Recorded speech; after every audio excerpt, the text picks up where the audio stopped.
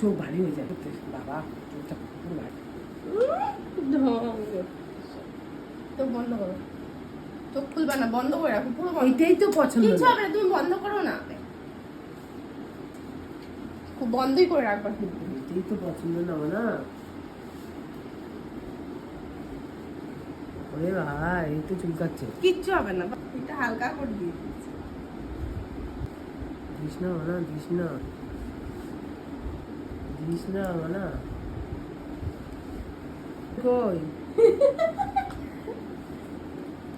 তোর বাবাই শুধু বলে আমার 50 বছর 60 বছর বয়স।